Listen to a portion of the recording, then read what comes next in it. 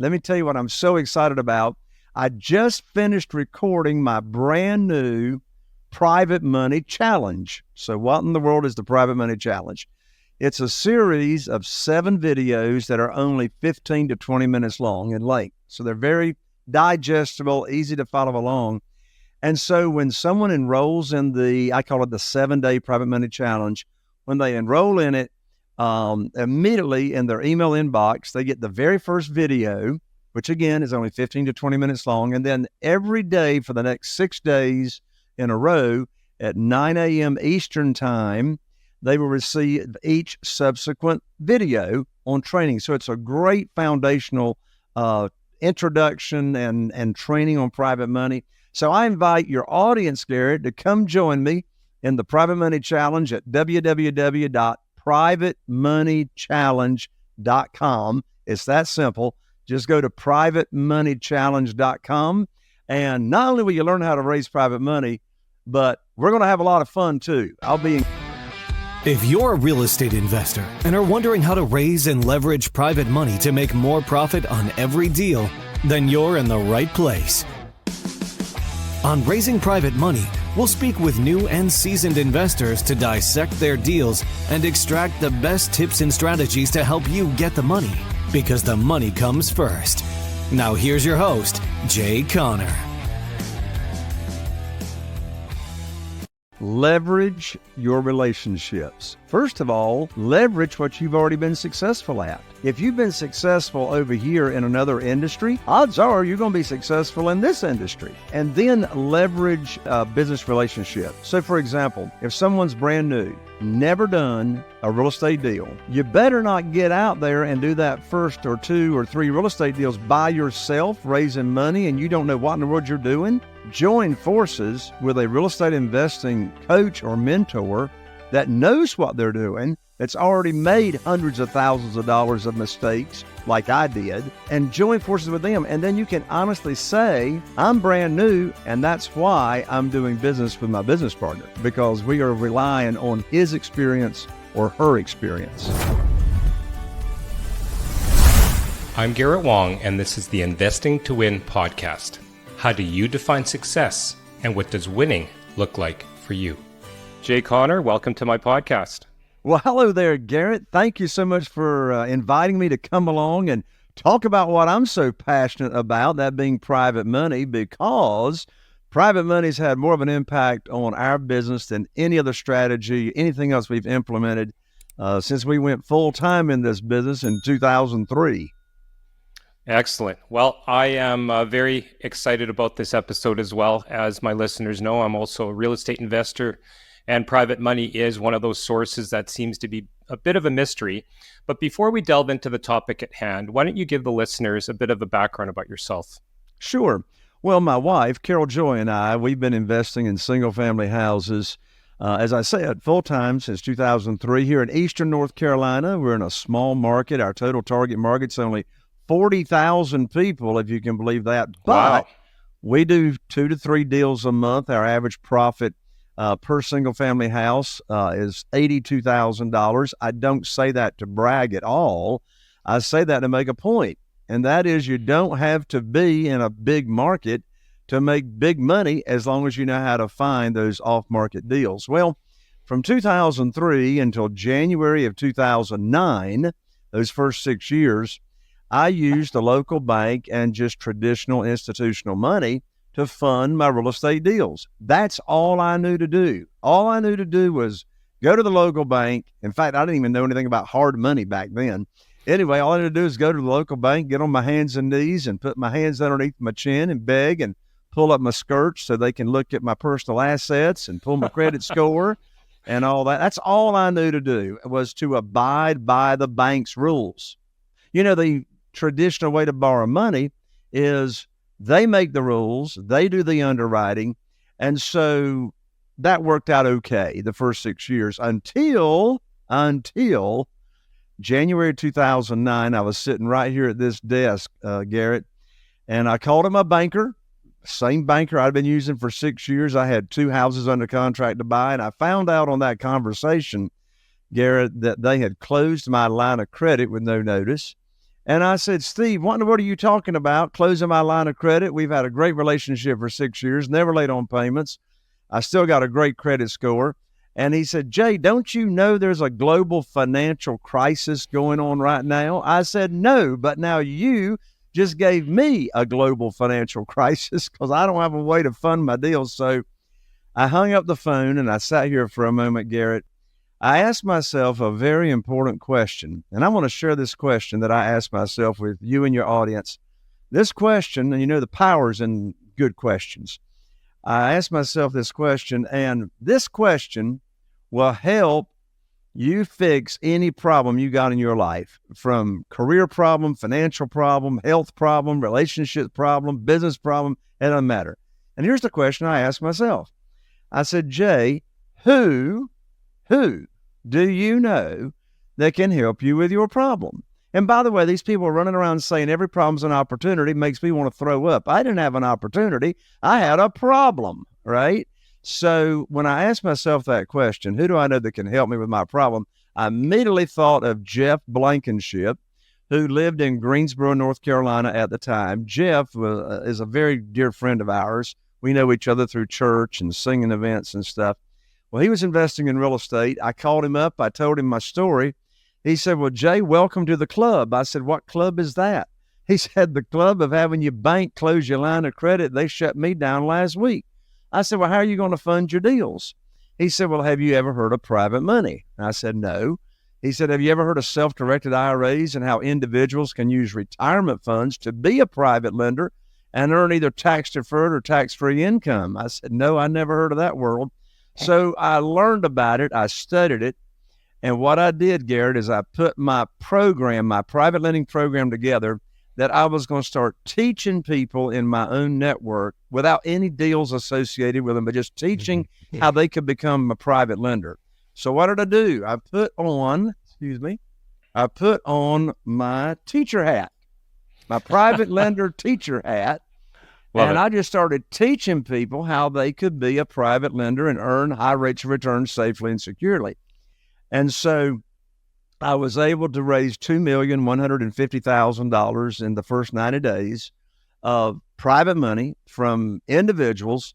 And now today I've got 47 private lenders and $8.5 million that we just use from project to project. But we go about this on raising money without ever asking anybody for money. So, Jay, how do you get your deals funded without asking people for money? Well, first we teach them the program and how it works, how they can earn high rates of return safely and securely, and how they're protected and all that, without attaching a deal to it. You know, Garrett, desperation's got a smell to it. And the worst time to be raising private money is when you need it for a deal. You know, if I'm teaching somebody about private money and that opportunity, and I talk about a deal that I need funded, I already sound desperate, and I'm not even trying to. So we separate the conversations between teaching about the opportunity and how it works. And then when we have a deal for them to fund, I call it the good news phone call. Garrett, let's say you're one of my new private lenders. I'll pick up the phone. I'll call you. I say, Garrett, I got good news for you. I can now put your money to work. I got a house in Newport with an after repaired value of $200,000 under contract. And the funding required for the deal is $150,000. That matches up to what you told me you wanted to start with. And closing is going to be next Tuesday. I need you to wire your funds to my real estate attorney's trust account by next Monday. I'm going to send you the wiring instructions. Now, that's the end of the conversation. The most stupid question I could ask you is, do you want to fund the deal? Of course you want to fund the deal. You've been waiting for the phone call to put your money to work, and particularly if it's retirement funds that you've moved over to a self-directed IRA account, that at my recommendation, you're not making any money until I put your money to work. So the place to start in this world is getting your mindset right. You're teaching, you're serving, you're leading with a servant's heart, and you're not begging, chasing, selling, or persuading anybody to do anything. You are offering them an opportunity, and it's a win-win for everybody. Love it. No, that is a lot of meat on the bone. I'm going to be digging into quite a bit of that. You cover a lot of concepts that I'm also using with my private investors. But before we even go into that, I want to back up just a little bit. Tell me what you did in your previous life before you got into real estate. So I was in the mobile home business, also known as manufactured housing, single wides, double wides, all that. I was actually raised in that industry. And then, long about 2002, 2003, most of the consumer financing for the product went away. The whole industry fell out of favor with Wall Street. And so we had to shut that company down. I knew if I ever got out of mobile homes, single family houses, that I wanted to get into single family. If I ever got out of mobile homes and manufactured homes, I wanted to get into single family houses because back in 1993, 10 years earlier of me getting into this business, good friends of ours that live in the Eastern North Carolina, they flipped a house in 90 days and made $30,000, and I was trying to make $3,000 on a single wide. So I knew I like 30,000 better than 3,000, but I had to wait 10 years before I made the transition. You mentioned that your average profit is like $82,000. Are you talking about flips? Yes, flips. Wow. Flips. In a market of 40,000. That is Yes. that is very impressive. Are you holding? Are you a buy and hold guy at all? So it depends on how I buy the property and fund it. If I buy it with private money, I don't want to leave private money buried in there. I'm going to probably cash out. And of course, refinancing it through commercial, I'm not liking those rates these days either, right? But if I buy the property on terms, creative financing, such as subject to the existing note or with seller financing, then I'm probably going to want to stay in the deal, because if I can buy on terms, then I'll sell on terms, such as sell to a buyer on lease purchase or rent to own. Okay. Yeah, we can get a little bit more into that. All right. So you talked about private money. I really like the story about how, 2008, 2009, who doesn't know that crisis? And that people talk about the mini crisis that we're in right now. It pales in comparison. Tell the listeners exactly what the definition of private money is. Sure. So private money is when a human being, an individual, none of this has got anything to do with institutional money. None of this has got to do with hard money. This is doing business one-on-one. You are the operator, the real estate investor, the borrower, and you're doing business directly with another individual, a private lender, that's going to loan you money on your real estate deal, and you're not going to borrow it unsecured. You're going to back that note with the real estate that you're investing in. And so there's no broker, there's no middle person.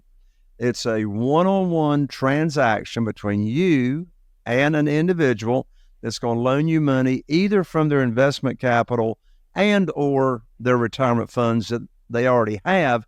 And for whatever reason, they're not happy with the returns they're getting on those retirement funds. Okay. Versus you kind of went through the nightmare that the banks give you. But I mean, again, I think most listeners have tried to get finance for something, whether it's a car, but let's talk about real estate. What does that journey look like? So as far as walking into a bank and trying to get a mortgage. Oh, my word. Well, first of all, I'm surprised anything ever closes traditionally. I mean, what do they do with all the verifications that you already gave them, such as your verification of income and et cetera? And so when you're borrowing traditionally from the banks, we're a hard money lender. Again, they make the rules. They do the underwriting. They tell you what the maximum, what their maximum loan to value is, down payments. In this world of private money, we never take any of our own money to the closing table. There are no down payments. We always borrow more than we need to purchase. Now, that only works when you're buying at a discount, right? Because, for example, my maximum loan to value in my program that I teach my private lenders is 75% of the after repaired value, not 75% of purchase. Okay. Traditional money, they do a maximum loan to value based on the purchase price, regardless of how good the deal is or how much equity is there. But in this world of private money, we borrow on a percentage of the after repaired value. So, for example, on that little $200,000 after repaired value example I gave, if I'm borrowing $150,000, well, that's 75% of the after repaired value of $200,000. I'm going to buy that property at 50% of after repaired value. I'm going to buy it, say, for $100,000. And if I borrow 150, I'm going to bring home round figures a $50,000 check, which is called excess cash to close on my real estate attorney's check stub, which is my favorite phrase because I love me some excess cash. And so we always bring home a check instead of taking a check. So, and another big difference is how fast transactions can take place. If you're borrowing institutional money from the bank, from a hard money lender, et cetera. And by the way, I got some great friends that are hard money lenders. I say establish as many relationships as you can. But when you're borrowing money from, as far as speed goes, well, I make offers that I can close in 7 days. In fact, a couple of months ago, I bought an oceanfront condominium at Atlantic Beach, North Carolina, right here in our area. And I bought it for $425,000, all funded with private money. And the rehab was a whopping $11,000. That's way out of the ordinary. All it needed was interior paint and some sheetrock repair. Put it in the multiple listing service and sold it for $628,000. I was in and out of the deal in 5 weeks. But here's the point of the story.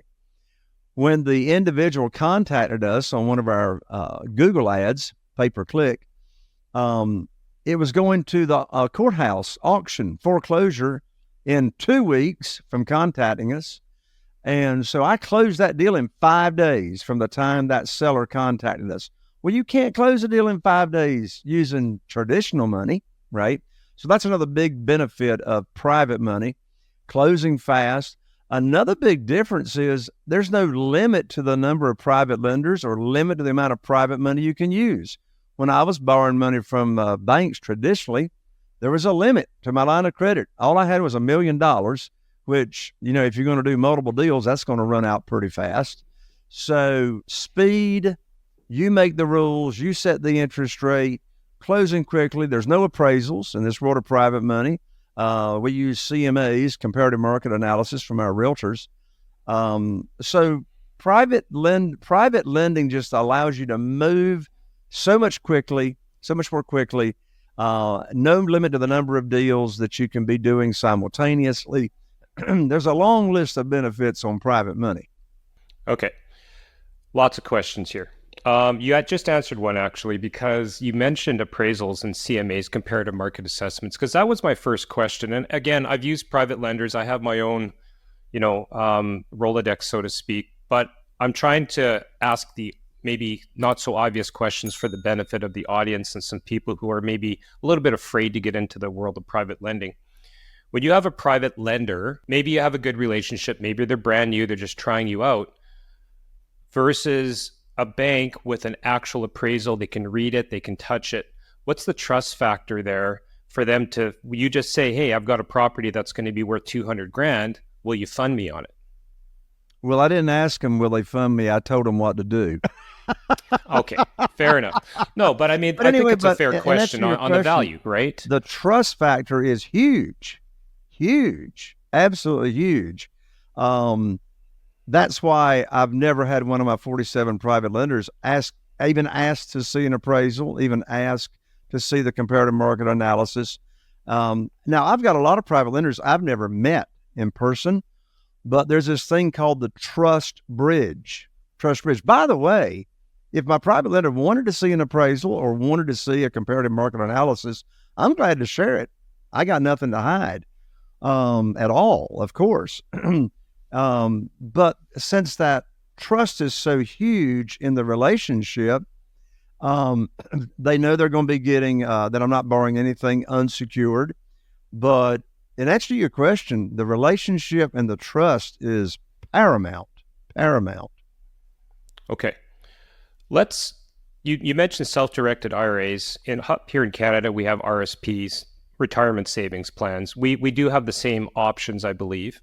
Are you using lenders specifically with self-directed funds, or are they, more accredited investors and wealthy investors that just have money to lend? So of the 47 private lenders I have, the majority of them would not be accredited investors.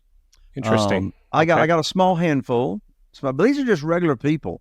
I mean, these are retired school teachers, These are civil service workers. These are everyday people, and some people only have $50,000 with me. I got a couple that's a retired both of them are retired school teachers.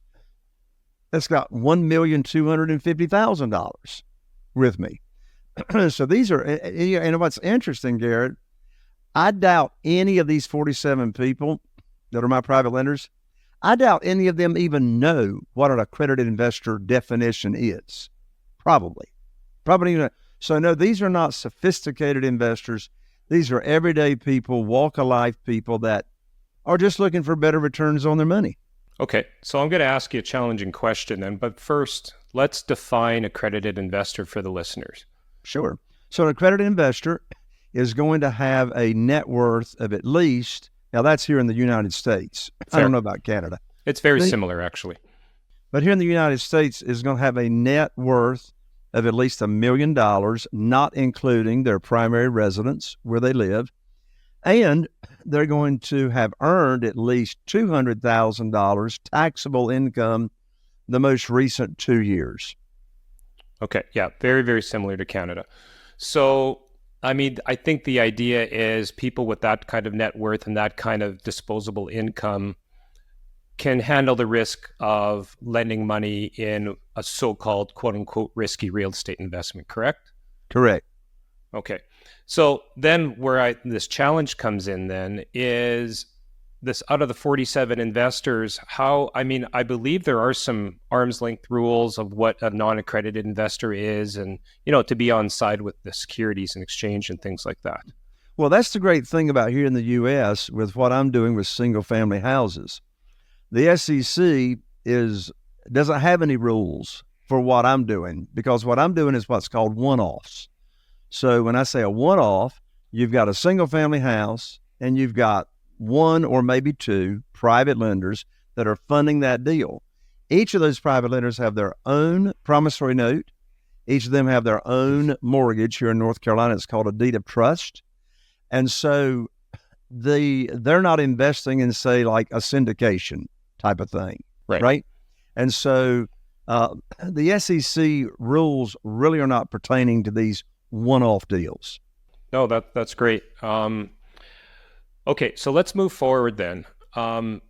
When you are you finding a potential lender? I thought I heard you say you're teaching them how to pull those funds and put them into a self-directed.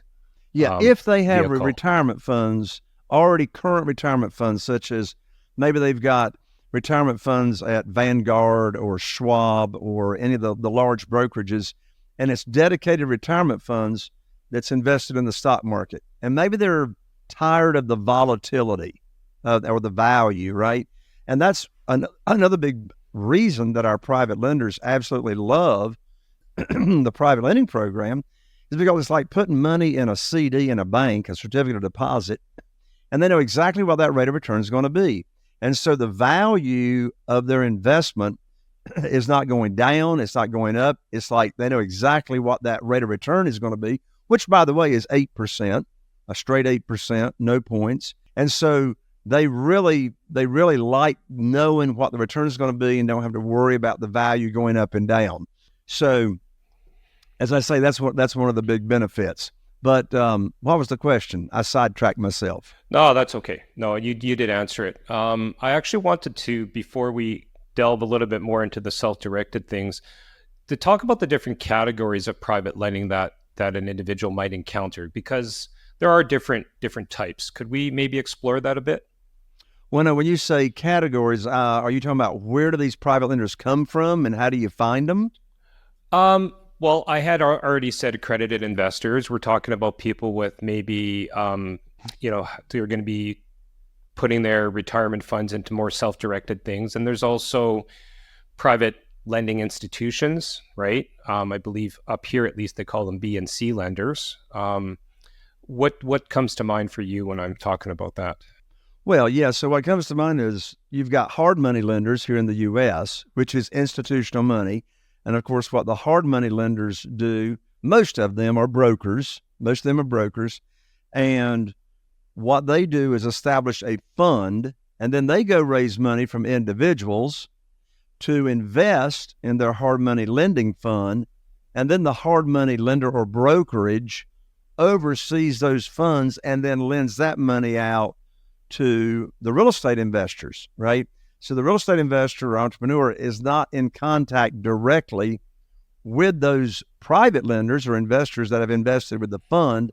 They're just doing business with the brokerage, and of course the brokerage is making their money on charging a higher interest rate, perhaps charging origination fees or points and that type of thing. Correct. I have used several, I guess, institutionalized private money, I guess, and it is a lot easier than the banks. I mean, I'm making a phone call, there's a relationship. Usually I can get funds within a week, but you're right, it is a higher interest rate and there are fees associated. But let's back up again. Did I hear you say 8%? Yes, 8%. Okay. And that's either accruing if we're doing a flip Sure. without even having to make payments, or if I'm going to be in the deal a little bit longer, I may be making interest-only payments monthly or quarterly. So it depends how you are presenting this to your investor. Right. Well, actually, I'll let them decide, because I've got some private lenders, individuals that actually need the monthly income to live off of, right? Okay. And so, if I'm bringing home a big check when I buy the property, then actually initially they're cash flowing their own monthly payments that I'm making, Yeah. But, different private lenders have different objectives. If they're not needing it for the income, then as I said, we may just let it accrue or make, quarterly interest payments to them. Okay. Let's talk about, from a private lender's point of view, making your money work for you. And what I'm specifically referring to is if you get out of a deal, you've repaired it, like you said, $11,000, and now it's on the MLS, and it sells very quickly, you're paying your private lender back. Now their money's not working for them. How do you recycle that for them? Because they're going to be hungry for more. Sure. Well, there's two answers to that. And typically, that 5 weeks is very, very out of the ordinary. No, Typically I'm using the money for 6 to 9 months from starting to cashing out, because I may have a property sit there 3 months before we actually start the renovations, because we've got so many projects going on, right? Yeah. But in answer to your question, 2 answers to your question. First of all, part of the program and the opportunity that I offer my private lenders is I put in the promissory note, I put what's called a minimum of 6 months of interest on any deal. So the note says, in the event that I cash out in less than 6 months from the time of borrowing your money, I will promise to pay you at least 6 months of interest, even if I didn't use it for 6 months. Or if I have another property that I'm either getting ready to purchase or has got a lot of equity in it, and I need some rehab money or whatever, then I can substitute the collateral, do a loan modification, keep their note open to where they're still earning money. But what we do is we just change out the collateral that is collateralizing that note. So I'm either going to pay them a minimum of 6 months, or if I've got another property to re-collateralize that note, we'll just keep their note open to where they don't miss any interest. Okay. No, that's great. I love the flexibility. What I'm asking also, though, is, because I've come up against this with my private lenders, is, again, you pay them back. Now their money is not working for them again. You've got 47. What if you run out of projects? I mean, that's, I guess, a good problem, but then you run the risk that your private money is going to go and find other investors. That's right. So it's been a juggling act since 2009. Deals money, deals money, deals money. So one thing is, don't agree to have too many private lenders or too much private money that you can't put to work. I actually have an exercise that I have my students and membership walk through, and what I teach them to do is to calculate, and I've got a formula for it. Calculate how much private money do you need to raise, to where you can keep your private lenders happy. So a couple of thoughts come to mind.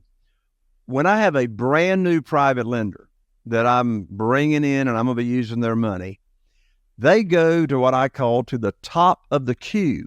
Well, what's the queue? The queue is who's next in line to be using their money, right? So when I pay off a private lender, they go down to the bottom of the queue and work their way up. And of course, a variable of that is, well, how much private money have they got?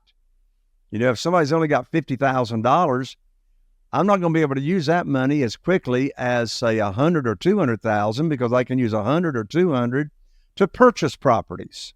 All right, those lower amounts I could just use for renovation and rehab projects.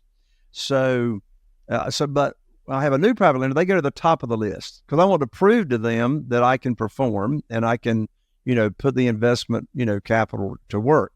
So the first answer that comes to mind is, don't be agreeing, and all that, by the way, all this initially is verbal pledge. Someone says, I got $200,000.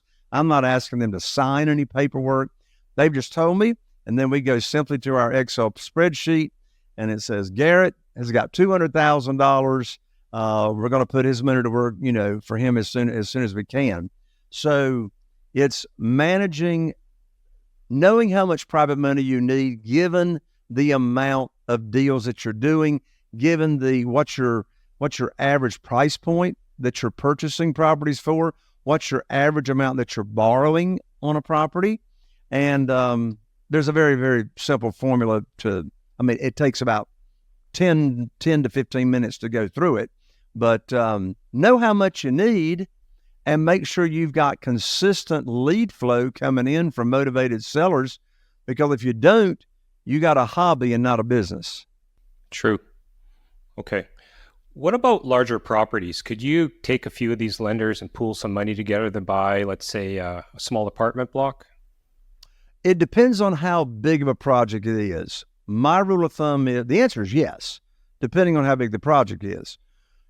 Let's say that I'm going to buy a small apartment, that's got just a few doors, or, a fourplex or a twoplex or whatever. My rule of thumb is, if you're going to be like up to $1 million, then you're okay to have, 2 or 3 private lenders and have that property securing and collateralizing their individual notes.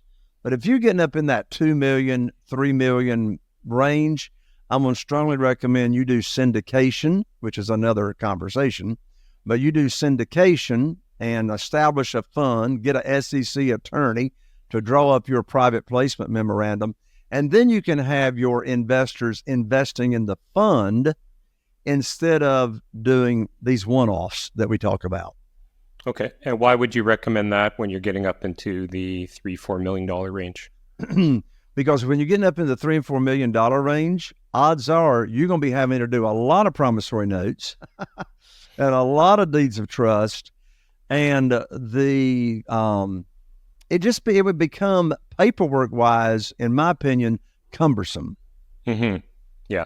No, it's, I guess, 5, 10, 15 different sets of documents versus one, right? Correct. Okay. What are the first steps, maybe, if somebody's trying to do this, other than taking your course? But let's outline some steps for the beginner. If they're trying to approach a private lender, what are the nuances of trying to do that? Well, the very first step, I say it's going to be hard to own real estate until you own the real estate between your ears. So you got to get your mindset right?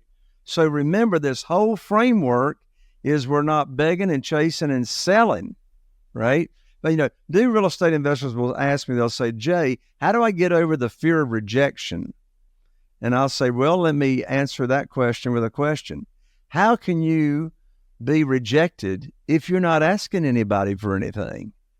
All you're doing is teaching what private lending is, offering an opportunity. And, if that's not for them, that's fine, because there's a whole lot more money than there are deals.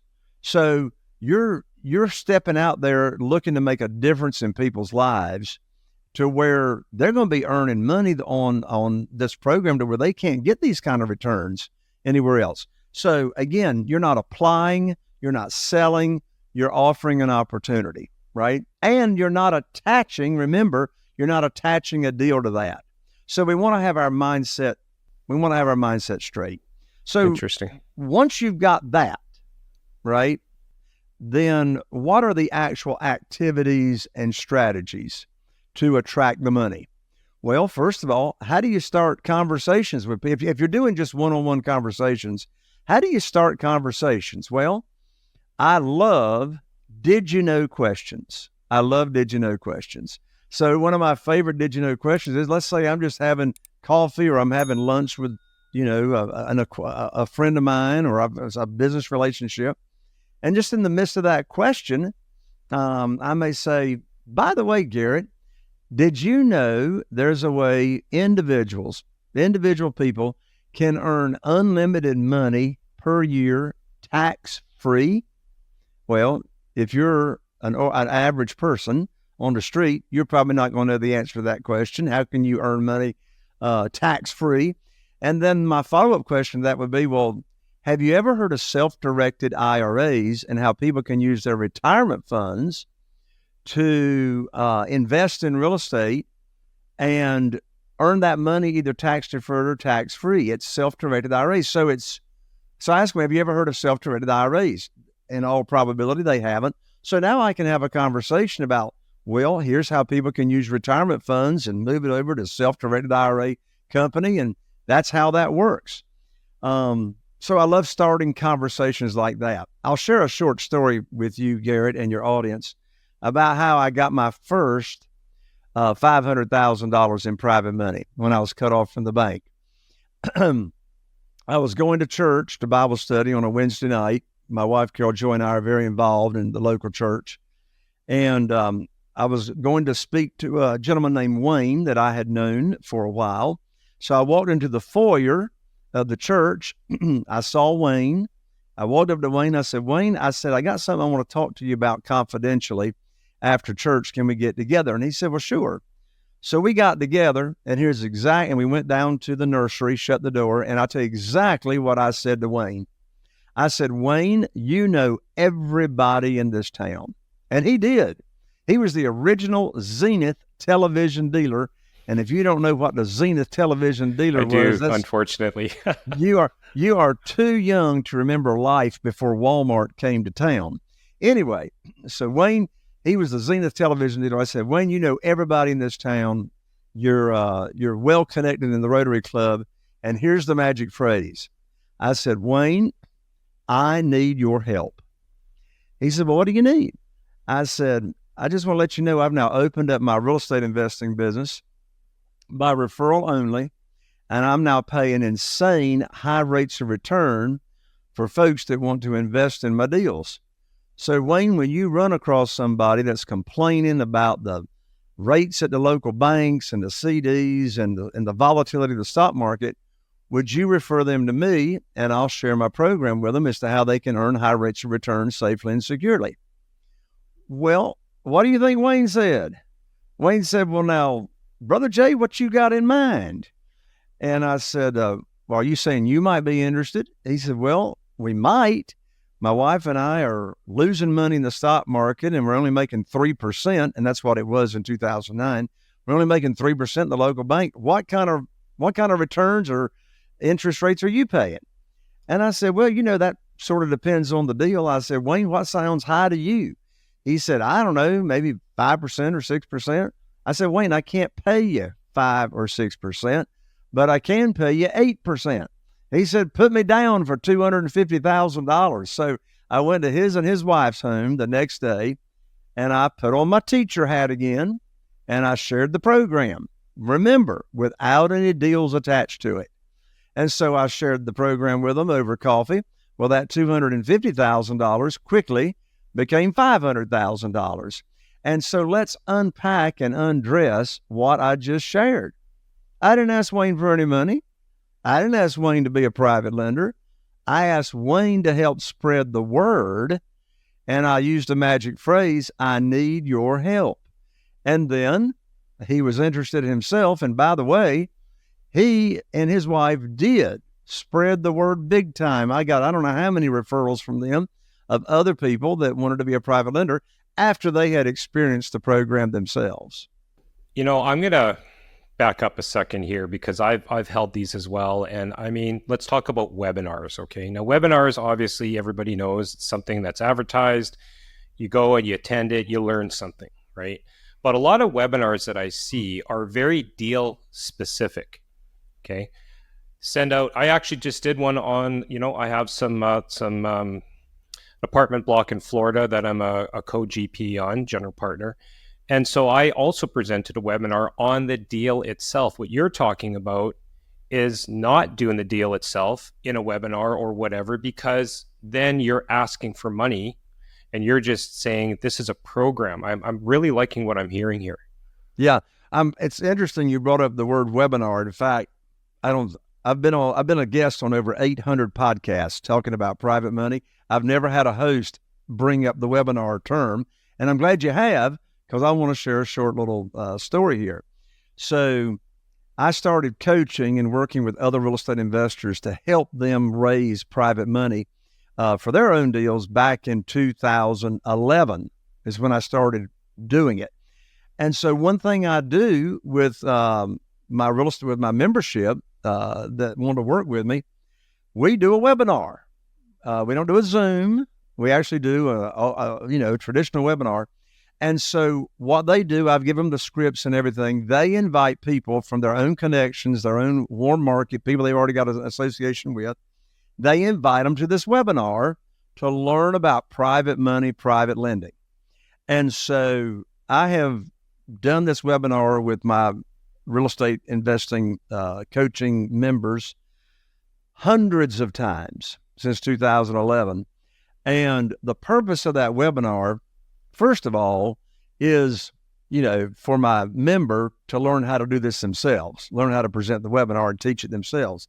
But in addition to that, the other purpose is to actually raise private money from their own warm market.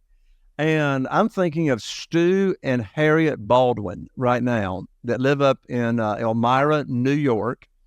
And they came to me to work with me on raising private money. They already had 100 houses in their portfolio, and they had already raised quite a bit of private money. But, I had a new approach. So we started working together. That webinar alone, you see, we do it live, but then we record it and make it evergreen. Now they got a link that they can send out forever to new potential private lenders in their own connections. Just that one webinar with Stu and Harriet has raised them over $2 million in a short period of time by them just inviting their connections to the webinar and them sending it out, evergreen, sending out links.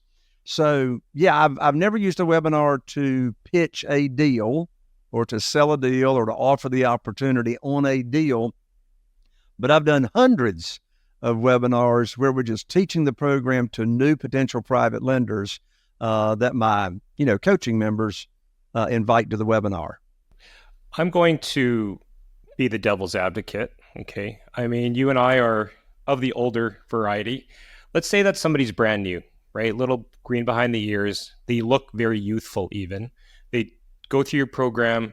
They do the webinar. What are the objections that they're going to get on, again, it's how many deals have you done? Can you give me referrals on how many investors have you've used your money and things like that? Because it's a chicken and egg. What would you give your advice to your students? Leverage your relationships. First of all, leverage what you've already been successful at. What have you already done in your life that you've been successful at doing, right? So leverage your own experience. I mean, if you've been successful over here in another industry, odds are you're going to be successful in this industry, right? And then leverage a business relationship. So for example, if someone's brand new, never done a real estate deal, then you better not get out there and do that first or 2 or 3 real estate deals by yourself, raising money, and you don't know what in the world you're doing. I mean, you might have read a book, you might have been to a conference, you might have been to a seminar, but for goodness sakes, join forces with a real estate investing coach or mentor that knows what they're doing, that's already made hundreds of thousands of dollars of mistakes like I did when I started out, right? And and join forces with them. And then you can honestly say, when somebody asks you, well, how many deals have you done? How many private lenders have you got?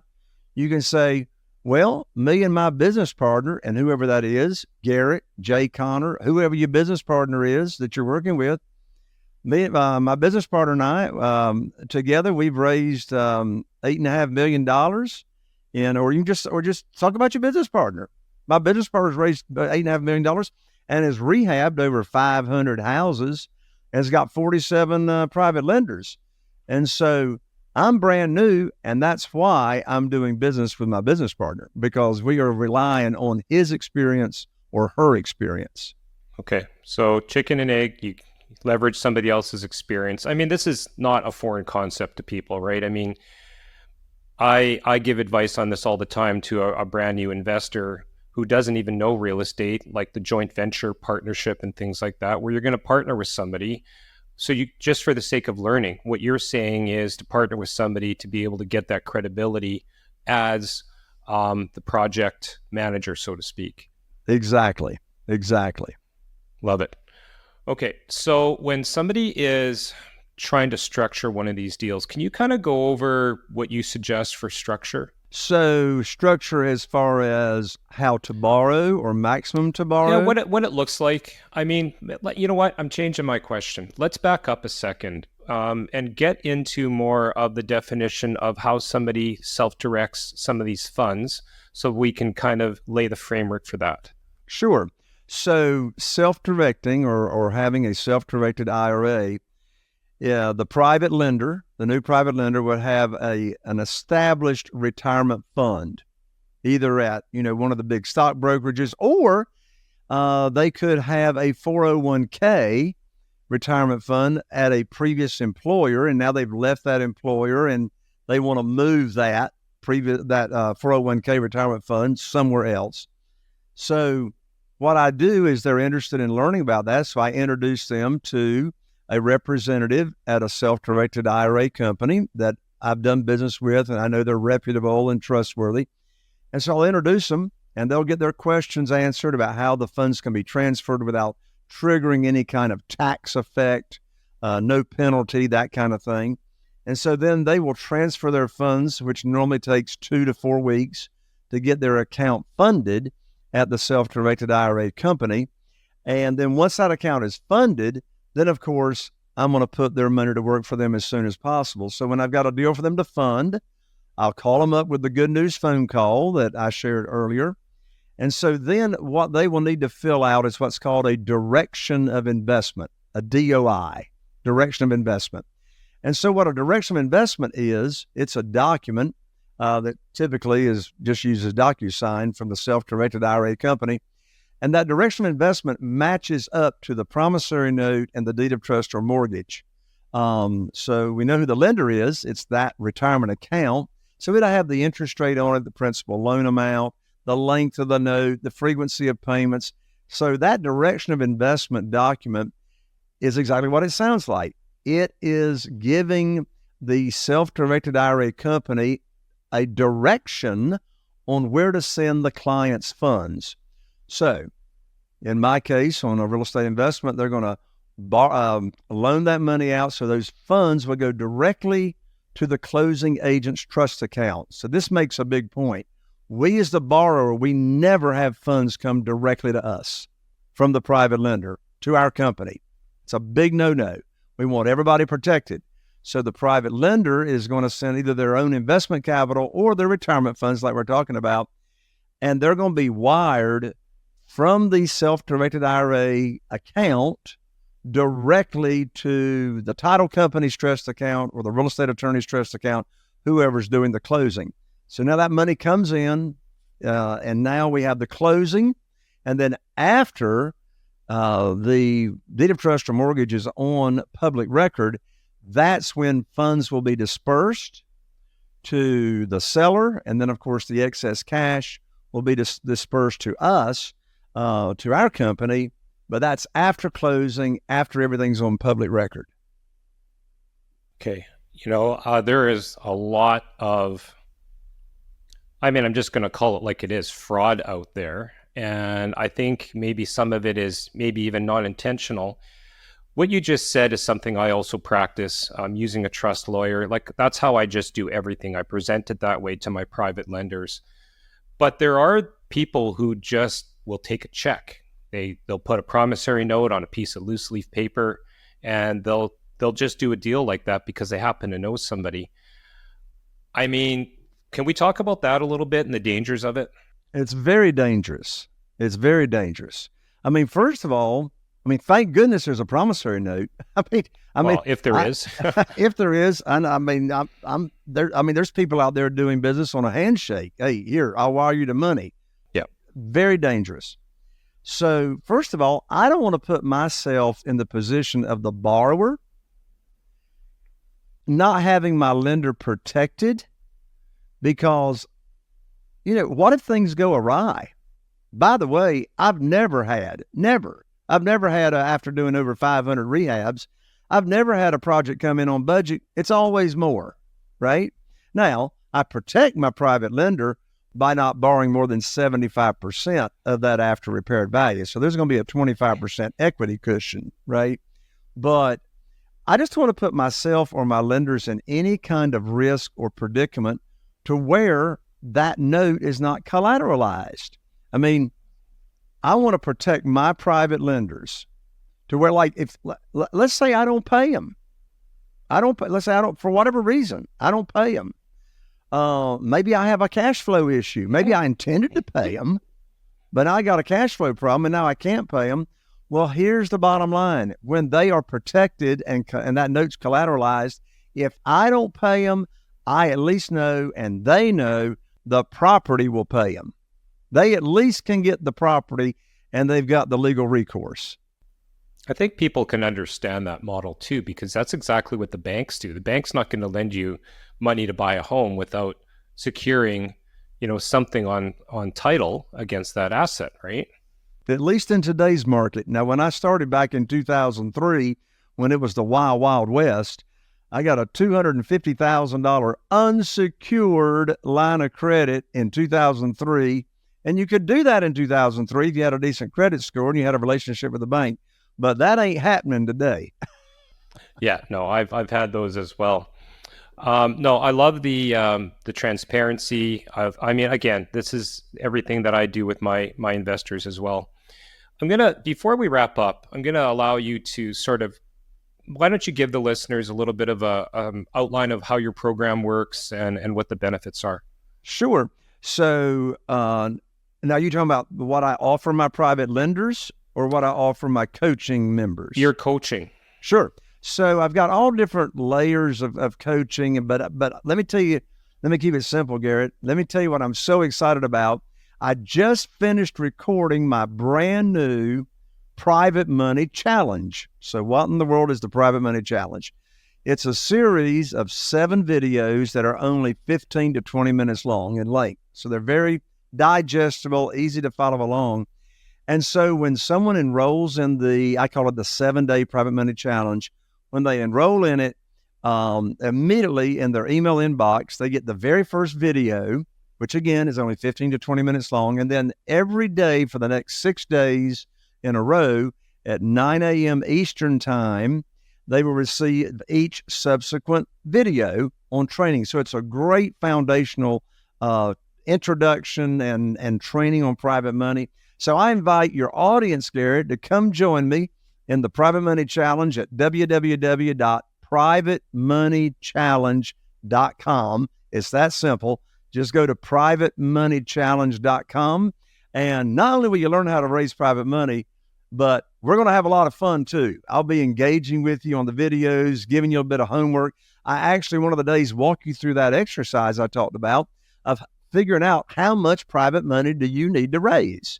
And so that's one of the videos. I'm so excited about it. It'll give your audience a great start and a great foundation. Okay, well, we'll definitely get some information post-show, and I'm going to be putting that into the show notes. Anything else that you want to talk about your programs? No, I think that'll, they come into the challenge. Obviously, by the end of the challenge, I talk about different ways that folks can work with me and that type of thing. But this privatemoneychallenge.com is a great way to get introduced. Okay, perfect. All right. So to wrap things up, I always ask every guest this question, and I do want to hear what you have to say. This is the Investing to Win podcast. How do you define success, and what does winning look like for you? I define success and winning as, are you able to do whatever you want to do with whom you want to do it for as long as you want to do it, and you're having a blast and you're having fun while you're doing it? That's success, is enjoying life and having joy while you're doing it, right? Any venture or opportunity, Garrett, that I've gotten involved in throughout my life, if I was only doing it for the money, I failed miserably. I never even got off square one. So my definition of success is being passionate about what you're doing, giving back, making a difference, and making a really good income while you're doing it and creating win-win scenarios. Love it. Well said. Well, you certainly brought the energy to this podcast, woke me up on this Monday morning, so I do appreciate that. And I'd like to thank you very much for coming on today. Garrett, thank you so much for having me on. God bless you.